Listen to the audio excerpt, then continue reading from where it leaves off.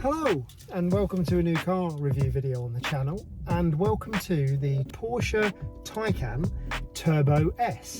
And this is the new version of the Taycan Turbo S. It's the facelifted version for 2024, or the 2025 model if you're American. I'm here at the Porsche HQ in Reading to pick this car up. I've got it for a few days to review. It's looking pretty impressive so far. It's got that lovely new Porsche smell that only Porsches have. The red interior is a bit striking. Yeah, it's pretty well spec'd, obviously, because it's kind of top of the range model, apart from obviously the Taycan GT, but that sort of moves into the GT models and there's no back seats in that, and it's a bit extreme. So of a kind of an everyday usable extreme car, this is the pinnacle for Taycan. This car's got blacked out Porsche crests on the steering wheel and on the bonnet as well. I haven't seen that before. It's pretty cool. And I think I've picked a bad day to wear a jumper because all of a sudden it's got hot. So let's get back on the road up to Leicester and take it on some of my favourite driving roads and see what it's like.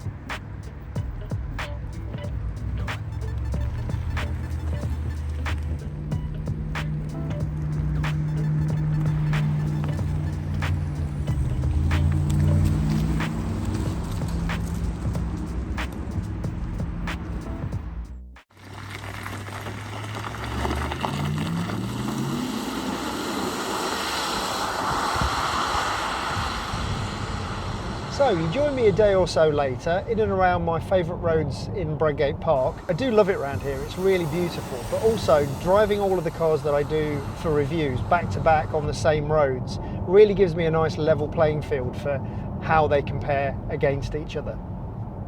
If you're new to the channel and you haven't seen any of my other reviews, hopefully you've not already clicked away because you don't like my face, but you'll be able to find lots of other Porsche reviews, some McLaren reviews and some classic stuff as well. So I hope you find something that you like and you want to stay. So as I said back at Porsche HQ, welcome to the new Porsche Taycan Turbo S.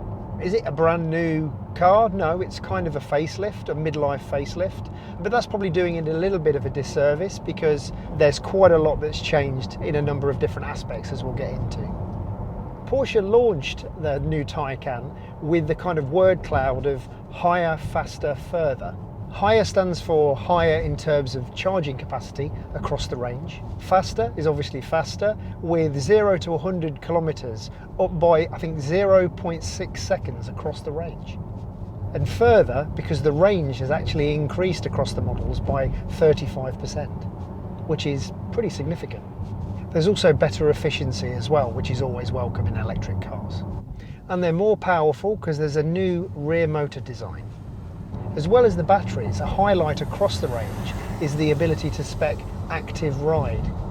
The old car's ride was really good, but active ride makes it even better. And we'll talk more about that in a minute. Now, most of the people that I've read or seen on YouTube, motoring journalists, seem to think that with the old model, the pick of the range was the 4S, and I really liked that when I reviewed it. There's a link up here. Because it was a great combination of power and also range, because it had one of the biggest batteries. Whereas with the old Turbo S, they seem to kind of complain that it sacrificed too much of its range for its performance. But with this new model, that's not the case anymore. As I mentioned, the whole range has more range. And this Turbo S has a range of about 386 miles, which is a big increase. Because the old model could only do 258 miles. So you've got the performance, and range really is no longer an issue. And apparently there's only 30 miles difference in the range from the best performing ranged Taycan to the least well performing ranged Taycan. So let's talk about the design and the design of the exterior to start with. I initially wasn't very happy with the new headlight design because I did like the fact that the shape of the headlights was quite sort of multifaceted and not just a sealed in unit. But now, if anything, these still have all of those elements inside, but it's got a very flush lens to it, which kind of makes it look a lot like most other cars really. So yeah, I think I kind of preferred the old shape because they looked more modular. A good thing though is that the Turbo S does retain an element of the vertical slash that it had in the front on most of the older models, whereas the two-wheel drive base model has lost that slash, which kind of just makes it look a bit like a new Tesla Model 3 at the front, so it's not quite as noticeable a signature face, but we could debate on that all day. This car hasn't got it, but there's also a new light signature across the back in red, where it illuminates Porsche in red, which is pretty cool. And I do like this new, I can't really explain how to explain it, but the sort of paddle shape that comes in underneath the headlight. I quite like that. It almost looks like it could be a race car aero type blade that could be in carbon fibre. So I had too many words to explain that, but I think that's quite a nice little feature on the front there. Nice detail. Just a few tweaks really, but noticeable, but it hasn't damaged the kind of very futuristic stormtrooper-like look of this car. So let's talk about the interior design. So the interior feels kind of the least changed, or the most untouched if you like, but that's not necessarily a bad thing, because I think the interior always was a really nice mix of more of a progressive kind of signature and design, but also lots of key elements that ties it back in and connects it to the other models in the range, not like the 911. So things like the chrono, the steering wheel, the door handles, lots of nice little bits that really connect it to the signature parts that you've seen in a 911. But also a few new architectural simple signatures that really kind of point to this is a slightly different product and slightly more futuristic and progressive.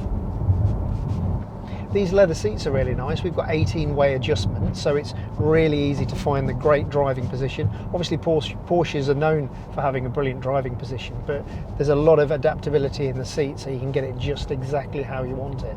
They're heated as well, as are the back seats, which is great. I've not really had many cars that have had heated back seats, but that's a really nice option. The only thing is, for me, they do feel a bit hot in terms of the actual seats. Not when I've got the heating on, obviously, but when I haven't. I think I prefer maybe fabric seats or Alcantara or Race Tech. I think that's probably more my kind of thing, because I do find leather a bit hot, but that's not necessarily the car's fault. Taycan now also gets the optional passenger display, so that the passenger can use the PCM and the music functions and all of that as well. I don't think we've actually got that in this particular press car, but it is an option now. Now, we're still talking about the interior, but this isn't strictly an aspect of the interior, but the active suspension or the active ride now gives you the opportunity to actually have the suspension lift the car when you go to get in. So when you unlock it, the whole car rises up, and it just makes it that little bit easier to get in. So it's kind of the new Taycan's party piece, but it is actually really useful. I found it quite a nice part of the experience of getting in the car. It's a little bit of theatre, but also it makes it really easy to get yourself comfortably into the seat. This car is fitted with the heated steering wheel. I always find the button is a little bit unusual. It's something that you could easily miss, and also the interior quality and the fit and feel of everything is really solid, apart from the heated steering wheel button, which actually moves around a bit when you touch it and feels a bit cheap. It's a shame that, because it's quite a, you've paid extra to have the heated steering wheel, and then that contact point doesn't actually feel very nice. So if we talk about the overall driving experience then, so in a lot of ways then, the overall drive of the Taycan feels very similar to the old model.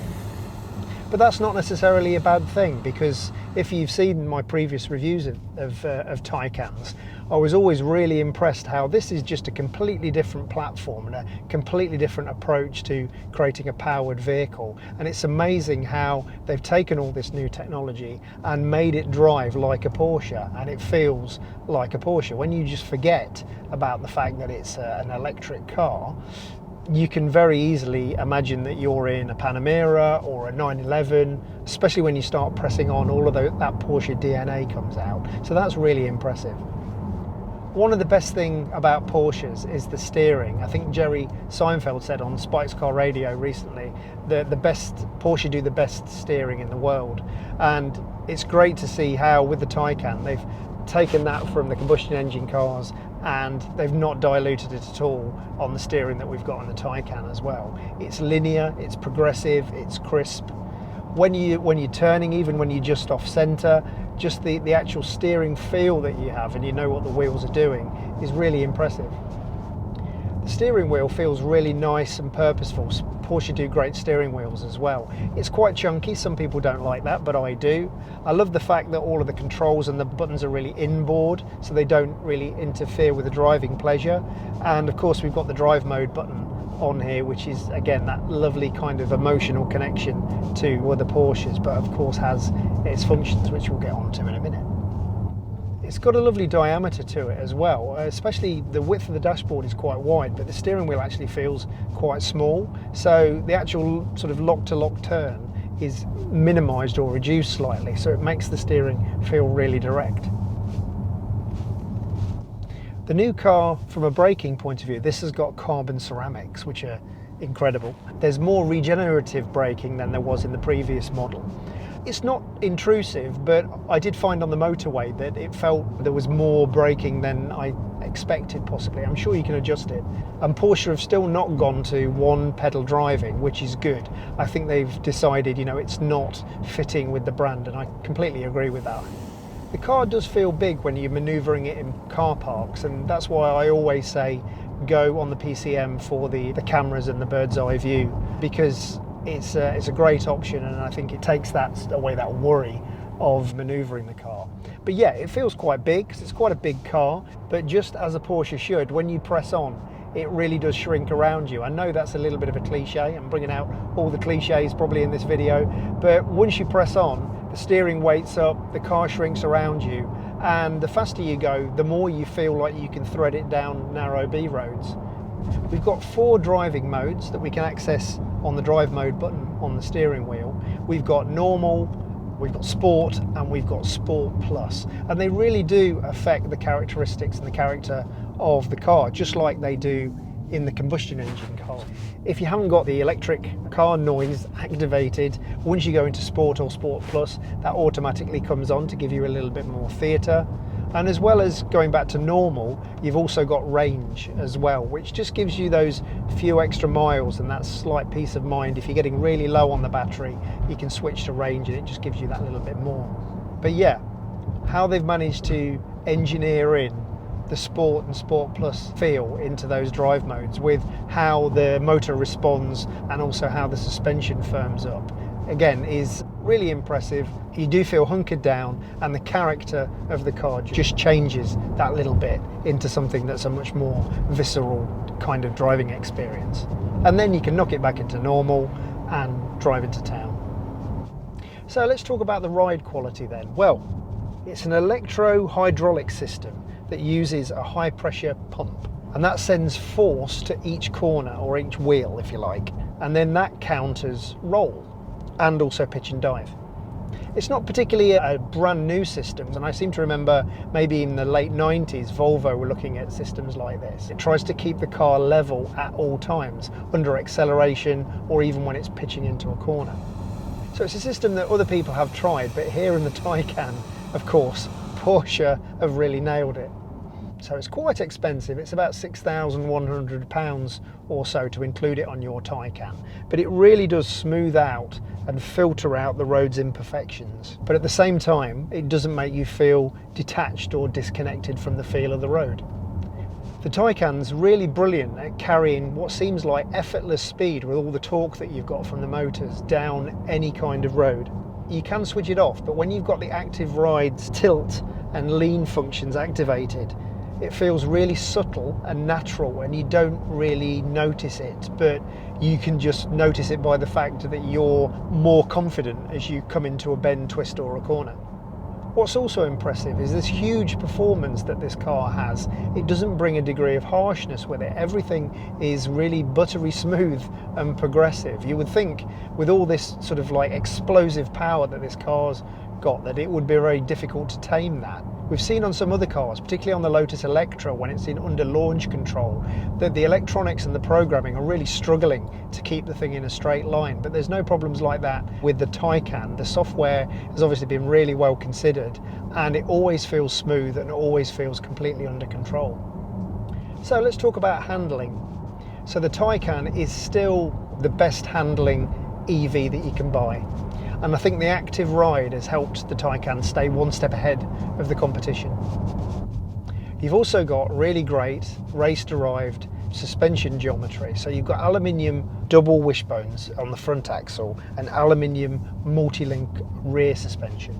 I was quite surprised. Most people always go on about how heavy, or what they see as a negative, how heavy electric cars are, but the Taycan Turbo S weighs 2,295 kilograms, and the Panamera Turbo SE Hybrid is 2,440 kilograms. So this electric turbo is lighter than the Panamera Turbo, which is an ICE engine and a hybrid. Sounds like good ammo down the pub. So we're quite far into the video now, and we haven't really talked about the performance. Now, the Taycan Turbo S had crazy performance in the original model, but this actually has 150 horsepower more. And the performance is just absolutely otherworldly in terms of acceleration.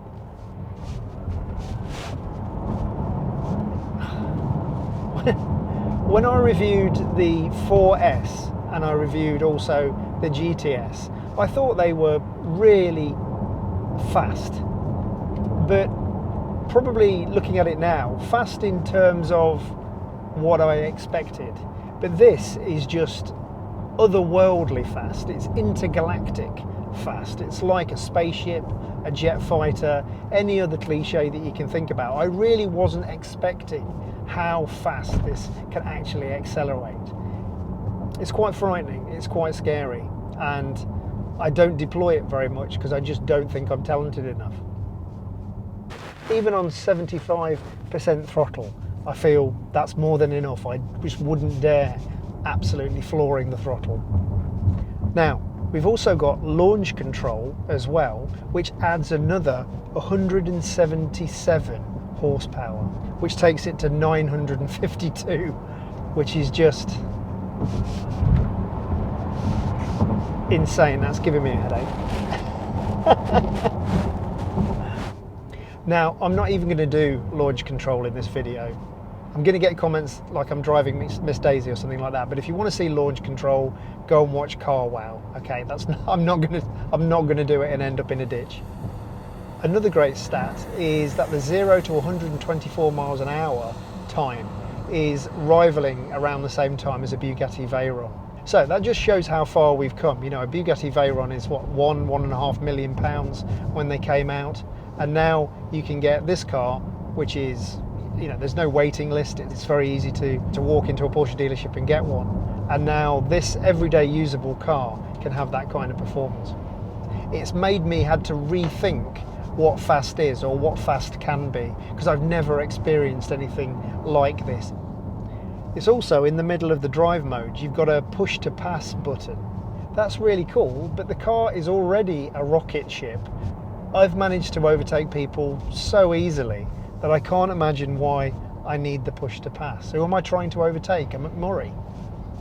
The performance without push to pass is more than good enough. It allows you to get away from situations or pull into spaces as you're driving along the motorway that you probably wouldn't be able to get into in other vehicles. It makes everybody else seem as though they're driving a horse and cart and you're driving something from way in the future. I can't possibly imagine what the Turbo GT is like, because if that, I mean, there's no seats in the back, so you lose a lot on practicality, but I just can't imagine how that could be any faster than this. The Porsche ceramic composite brakes, unbelievable stopping power. And something else that you might not think about when you're thinking of carbon brakes is that because these wheels have got white rims on them, they're painted to match the bodywork, they stay cleaner for a lot longer and you don't get all of that horrible brake dust. A hidden benefit of those crazy stoppers is also that it's easier to keep your wheels clean. From a range point of view, there might be a slight hit on the range compared with the other models because of all this blistering performance, but it depends how you use it. And the fact that now we've got around 385 mile range on this Taycan Turbo S is really impressive. You can imagine using that for really long journeys and also using it for the whole week without having to charge it. So let's get into some more raw figures then for those of you that like the stats. The maximum power of this Taycan Turbo S is 775 horsepower. But when you activate launch control, not that I'm going to, it's 952 horsepower. And maximum torque with launch control activated is 1,110 Newton meters. I can't believe I'm saying these figures. The battery capacity is 105 kilowatt hour with a usable amount of 97 kilowatt hours. And the minimum charge time between 10% and 80% is 18 minutes, which is really fast. Of course, you've got four-wheel drive, but you've got a two-speed new rear motor and a one-speed front motor. And I think I've got a little bit of B-roll here. When I set out from Porsche Reading, my journey home was 117 miles and the range said it was 329 mile range. And when I got home, I think it was only about 6 miles out from what I had left. So I think even more than the old model. I always found the range indicator on the old model to be pretty good, but I think some people criticised it. But I can say that it's really good. It gave me a real confidence in the range reading that I think, well, if I'm using it, I can believe in the range that I've got with the driving style that I have. The top speed is quoted as 162 miles per hour. And the 0 to 62 time is 2.4 seconds. And apparently it uses 3.5 kilowatts per mile. You've got 265 section tyres on the front and 305 section tyres on the rear. I thought this car would be on Pirellis, but it's actually on Goodyear Eagle F1s. Not seen Porsches use Goodyear tyres before, but they perform really well. The weather's been atrocious, so lots very greasy and very wet, and they've not come unstuck hardly at all, probably with one little bit of a launch that I did, but other than that, I'm pretty impressed. Also, all this performance comes with some really good practicality. The front luggage compartment is 84 litres, which again, Porsches are known for that. You can get quite a bit of stuff in the front, and obviously there's no engine there, so that makes a difference. And in the back we've got 366 litres in this saloon. I've not driven the saloon, or sedan as the Americans call it, before, but yeah, I do like the look of this. It looks almost like a very long coupe. Service intervals are 2 years or 20,000 miles, and the battery warranty is 8 years or 100,000 kilometres. Okay, I might have to be a little bit quick with this video because it just hasn't stopped raining all day today, and we've even had thunder and lightning. But let's take a look at the spec sheet for this particular press car. So the Taycan Turbo S has a recommended retail price of £161,400.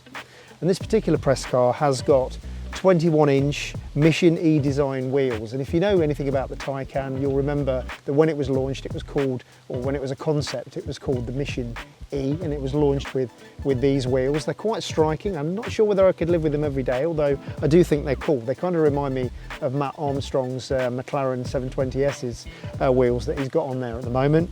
They're £426 and they're 21-inch. And for this particular car, they've got the wheels are painted in the exterior colour, which is £926. We've got 4+1 seats, which is a £371 option. We've got two-tone leather interior, smooth finish, black and Bordeaux. It is really nice, the smooth finish leather. It does add an extra level of sort of luxury and quality. The red's quite nice as well, Bordeaux. Obviously it's not burgundy and it's not sort of too bright. My wife really likes it, but I'm not sure whether I could live with it, but it's a £371 option.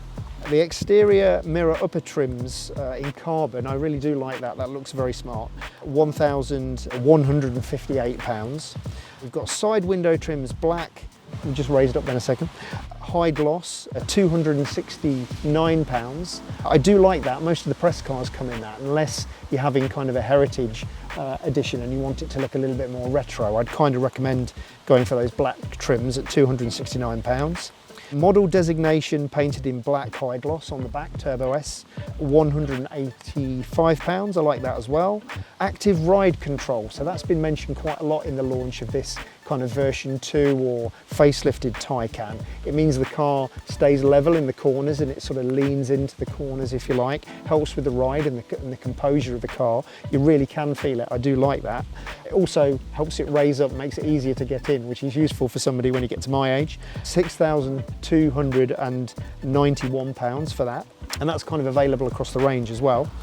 Windscreen with grey top tint, £89. Surround view with active parking support, so we've got the bird's eye view in the PCM, and also it's great, you can see the parking lines and it makes it easier to line up with parking spaces with that bird's eye view. And the rear camera, £1,088, I'd always recommend that. Soft closed doors, £546. I don't know whether I'd go with that. I might save myself £546 and a little bit of weight.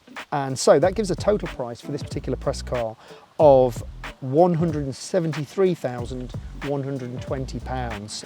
It's about £12,000 worth of options. So anyway, that's the spec list, which is getting a bit soggy. So let's get back on the road before I get too wet.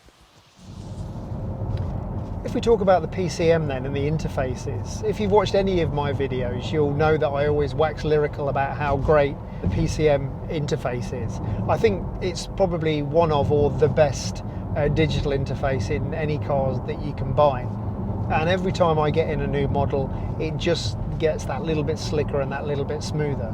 The screen is lovely and really bright and intuitive, and there's no lag. Switching between Porsche's system and Apple CarPlay is really easy. The Taycan has always been a step ahead. Some of the ICE cars, the 911s or the Caymans that I've had, haven't had the wireless charging, or you've had to plug a cable in. You can still plug a cable in if you want to. You've got USB-C, but you've got wireless charging in the center console here. You've got USB-C in the back as well, and it seems to connect even better. And also we've had my family in with multiple different phones connected, and it's very easy to switch between the different phones. So yeah, I'm really impressed with it. It's just getting slicker and it's really intuitive. And also the haptic controls on the main console are really nice, and the different modes that you can scroll the console through, all the way down to one that's really minimal, so that it isn't intrusive, or we can go full sat nav on the driver console as well. So the center screen, I always think they're going to upgrade that and have more controls on it, and they have put some more on, I think, because we've got nav, music, CarPlay and car functions that we can directly link to on the top level menu there. So it's quite simple, there's not a lot on there, but it's very intuitive and easy to use. I know a lot of people are sort of complaining about the lack of physical buttons in some cars. Porsche did go mad on physical buttons in the first Panamera, but I think there's a good level here. We've got lots of physical controls around the steering wheel, but then all of the digital interfaces are haptic, but very intuitive and very easy to use and very responsive. My children really like the mood lighting as well, how it reflects the colour of the album cover that you're listening to. That went down very well with the kids. I think an improvement over the Cross Turismo, the first Taycan Cross Turismo that I had as well. I had lots of problems with the charging network or finding a charger through the navigation system. Now all you kind of have to do is use the app. The app is really useful and really intuitive, or you can just search for Porsche charging systems, and it actually brings them up and also shows you the kilowatt hour speed that they are. So as long as you type in Porsche charging systems, it takes you directly to the network of chargers that are closest to you. The press department for this car supplied me with the charging card, so that was nice of them, thanks for that. But that worked really well with all of the systems, the BP system that I came across, and also the Shell network systems. And before, I had a great experience when I used the charger at the Porsche dealer or Porsche centres. They're beautiful chargers, and it's a really nice experience to, even if you could, just hop between Porsche centres, but that's not always the possibility. But that Porsche card, which I think you can automatically be signed up to when you buy a Taycan, is a great system. Maybe I've got too much of a love for it because I'm not paying for it, but I think it is nice to use one card for all of those different systems. Okay, so things that I really like about the Taycan Turbo S. Well, the acceleration is in my likes column, but also in my kind of, you could almost put it in the dislikes as well. It's amazing, but it is too fast, I think, for me anyway. I think if you want that kind of acceleration, then fine, or you want the kind of the top model, or if you live in Germany where you can use that kind of speed on the Autobahn. But for me, I think I don't really think that I would use it that much, so maybe a 4S, or I think the GTS would be my particular sweet spot. But there's always going to be lots of people that want the fastest and the top of the range, and as I said before, you don't sacrifice anything else for having that brutal performance. I really like, as I mentioned, that the range indicator is really accurate. I think it's even more accurate than it was before, so that eliminates a certain amount of my range anxiety. Now, something that I said in the Cayenne review that I did, there's a link up here as well, I mentioned about some of the bongs and chimes that you get for lane assist and also for speed limits.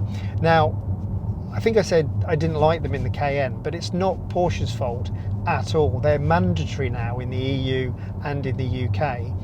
But one of the things I didn't notice at the time, but I've been told by the press department, is that Porsche is one of the vehicles, or one of the brands, where it's the easiest to switch all that off as soon as you get in the car. They're not allowed to be automatically switched off, but the press department are completely right that it is really easy to switch them off in a Porsche. You've got a programmable button on the haptic driver's console over here that you can tap that, and that immediately switches off speed warnings. And then on the stalk for the cruise control, there's a button on the bottom where you can switch off with one long press the lane assist. So it's very easy every time you get in just to knock those off if you don't want them, with one press of each of those buttons. So I do like that. I do like the fact that in this model they've kept the on-off button.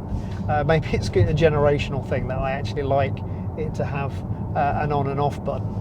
But I find that just nice that I know that I've switched it off and it's in park and I can get out and I haven't left it on. So please keep that there. One of the things I slightly dislike about it though is you have to press it and hold it. Maybe it feels like for just a little bit too long. It would just be nice to press it and that's it. But that's just me.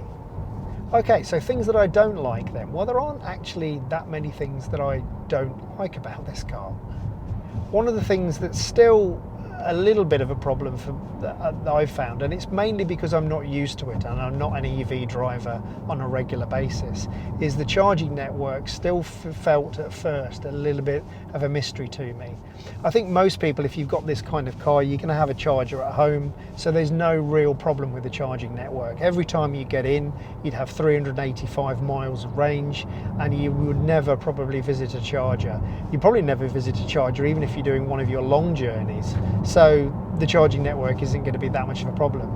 But just using the ones around me, they were quite slow. Shell have put in some new chargers very close to me, but I went to them, as you can see here, and the screens were all off and none of it worked. It wouldn't connect to the car, nothing worked at all, which was a bit of a shame.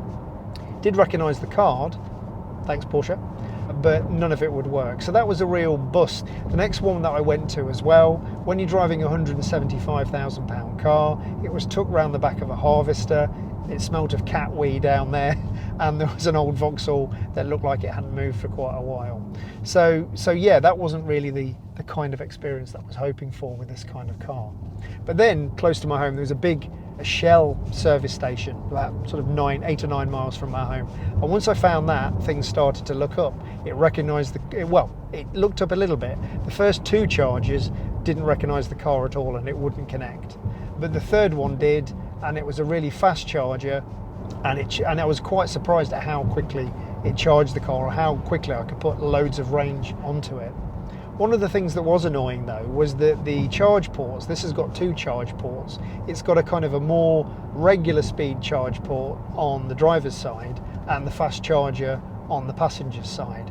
And the way that Shell have laid out the chargers means that it's on the wrong side. So I kind of had to park halfway across another bay. So that was a bit of a worry, because obviously if you're on this big sort of flashy Porsche and then you're parked across another bay, people are going to think you're the wrong kind of Porsche owner. But it just seemed unusual that it was on that side. Maybe it's a thing that it's set up for Germany or other markets, or Shell have just got it wrong and not had that type of charger on the right side for this car. But as I say, once I got used to it and once I'd found a charger that worked, it charges really quickly with the high-speed chargers, and the experience was okay. So there could be those times when you don't go to the familiar places and it just doesn't work for you. And like I say, at the Shell, 2 of the chargers would just not recognise the car, but the 3rd one did.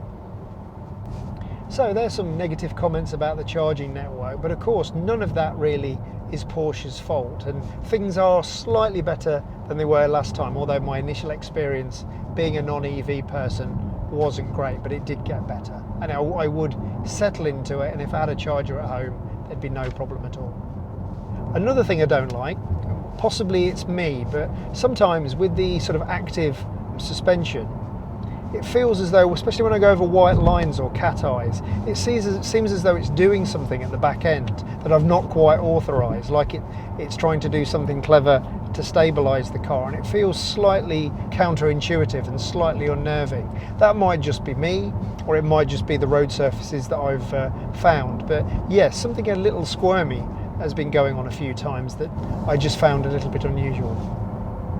Last thing that I don't really like the soft close. On a kind of a sporty car, I always think that just seems like a little bit too much weight, and with this soft close I found myself closing the door and then there'd be a gap, and I kind of had to wait too long for it then to go into soft close and close, and by then I got impatient and I'd kind of open the door and try it again. Maybe that says more about me than it does the car, but yeah, soft close, I don't think I would bother with that or option that. So to sum up then, possibly maybe the 4S is still the sweet spot of the range, but not by as much as it used to be. This whole kind of performance versus battery, the margins have narrowed considerably, so there's not really to choose it on what people used to criticise the Turbo S over the 4S. With the range is not really so much of a problem now. I think though, just for me, the GTS is still my model of choice. I think because it offers the performance and the kind of looks that I want at the price point that I'd probably be more prepared to pay for me, and I don't need the level of performance that this car can offer. But that's just me, because it is pretty damn exciting. But if you want more kit into the price and you want futuristic, otherworldly performance, then definitely the Turbo S is the Taycan for you. So that's about it for this video. I hope you enjoyed your time and my time with the Porsche Taycan Turbo S. There's lots more Porsche reviews on the channel, so please like and subscribe and hit the notification bell so it lets you know when I produce more videos. Plenty more videos to come. So thanks ever so much for watching, and bye for now.